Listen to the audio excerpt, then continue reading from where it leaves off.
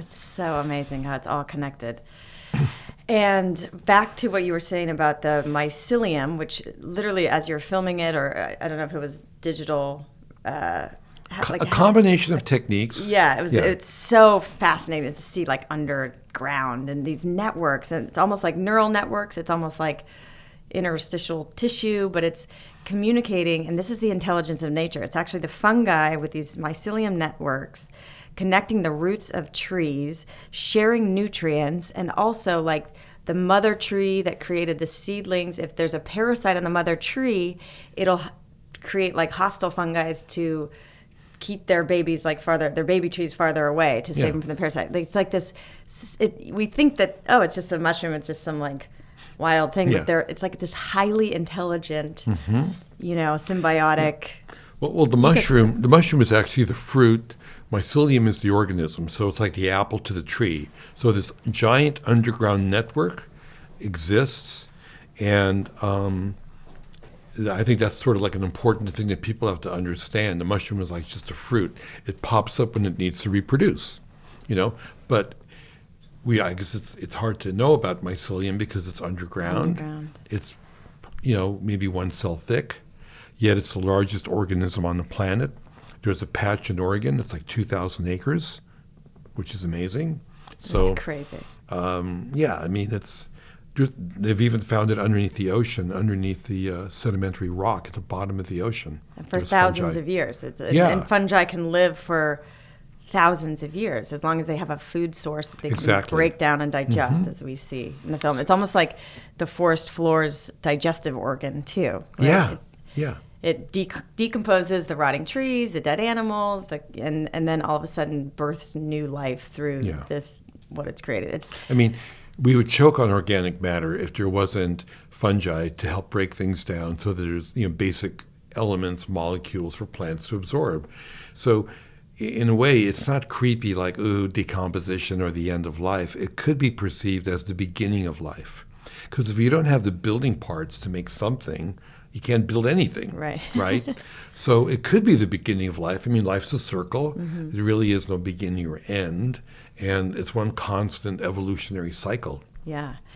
And it's so funny, you talk about in the film, you go into penicillin, you go into these global pandemics with what kind of, that was a little insightful and foreshadowing of what was coming. So how do you see, tell us a little bit about, the promises of because they there's fungi and these networks that connect everything. They're so intelligent. They actually come up with defenses against these viruses and kind of, air quotes, vaccinate themselves. Yeah. So how can we use that intelligence to maybe protect humanity in this pandemic or future ones? It's interesting that we talked about pandemics and the flu epidemic in the 1900s. What's beautiful what fungi do is that for human beings that they help build our immunity. And we talked about the fact that, for example, turkey tail is a really powerful ingredient in treating breast cancer. So what they are, again, are geniuses at chemical warfare to be able to create new chemistry. Actually, I love this phrase, they're edge runners. What's an edge runner? Because they kind of, go out in a circle. You ever see these like fairy circles? Have you heard about it? They pop up in a circle and they think it's about fairies. It's because they expand in a circular way. They're exploring their environment. And whatever they run into, it could be friend or foe, right? Either I'm going to absorb you, maybe some decomposed, insect or a branch or something, or it could be a virus that could be wanting to eat mycelium. And so it's going to come up with a chemistry to deal with that, which means it has to be inventive. It's not putting out the same enzyme over and over and over because it's always engaging new things in its environment. Therefore, I think it's really powerful for human beings as a medicine because we are also encountering new viruses like COVID-19, and now we have the Delta variant because it mutated. And so you want the genius of mycelium fungi that can be able to come up with a new formula to combat something that you've never experienced before. Yeah. So exactly. So the intelligence of the fungi, animals and then humans came out of the fungi kingdom, which I think is so fascinating. All this connection and intercommunication that our bodies, when they break down in disease, it's because that communication has been disrupted or interfered with, or accumulation of toxins or whatever, or killing the good fungi. Right. So let's talk about the tremendous healing powers of mushrooms. You just said that turkey tail has been very effective at helping treatment and also treating breast cancer in women. I think it's so fascinating in the film, and this is kind of a wink from God, but the man you follow in the film, what's his name, Paul? Right, Paul Stamets, yes. He's made his life studying mushrooms, and then his mother comes down with breast cancer, stage 4 nonetheless, and she was in her 80s, so was not recommended to have treatment or surgery, and so the doctor recommended turkey tail, and how ironic, or maybe not, a nice synchronicity that her son had been studying the healing power of mushrooms. So then there's also reishi, which boosts our immune system. Reishi mushrooms, right? And then lion's mane. They're seeing, neurogenesis. Yes. And maybe for memory Alzheimer's. Loss and Alzheimer's. Yes. What else? What else you got? Oh my God. I think cordyceps gives you energy as well.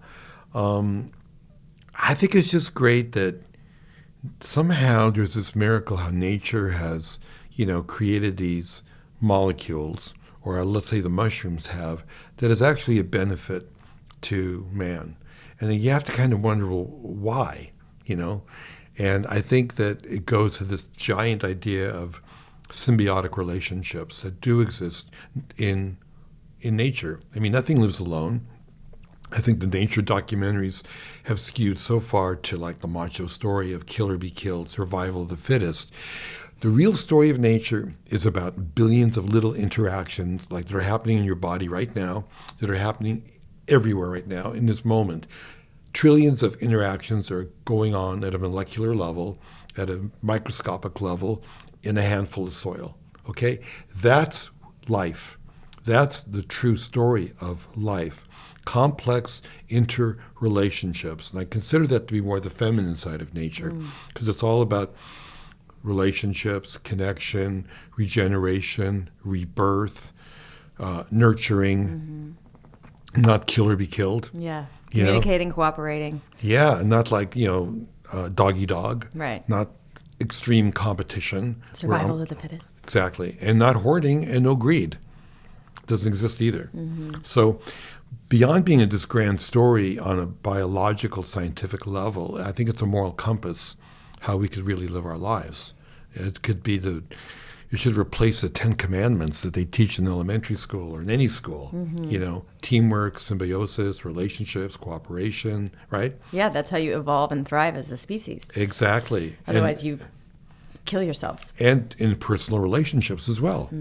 You have to have all those components. Exactly. I actually heard something so interesting lately that Charles Darwin, at the end of his days, if you take like his later writings, he actually wrote about kindness more than competition. So his philosophy at the end of his life was actually it's more survival of the kindest. And that is kind of what we're seeing now. We're in like the time in history, which there's arguably, this has been throughout history, throughout time, there's polarization and just so much fighting and hostility in the world and in society and in politics and everything else. So, we do need to pivot back to what nature can show us, that we thrive in community. We thrive in cooperation and kindness and sharing of information and nutrients, etc. Darwin was really a botanist, and the bulk of all of his writing was about plants.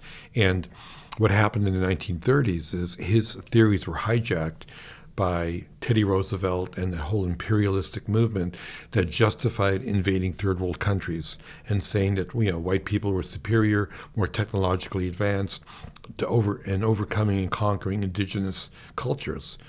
It was wrong, and I think it was manipulated for political, military purposes. But people don't really realize that 98% of what Darwin wrote was all about plants and interactions of plants. And what you said is quite true. It is survival of the kindest. Thank you for listening to the Heal Podcast. Be sure to tune in for more empowering wisdom and inspiring healing stories. Oh, and make sure you hit the follow button on Apple, Spotify, or wherever you listen to podcasts so you don't miss that one episode that holds the answer you've been searching for. And if you feel inspired, we would love you to rate and review us so that we have the opportunity to reach more people. And of course, you can follow us on Instagram for some behind-the-scenes fun and more inspiration at @HealDocumentary and @KellyGorris. Thank you so much and be well.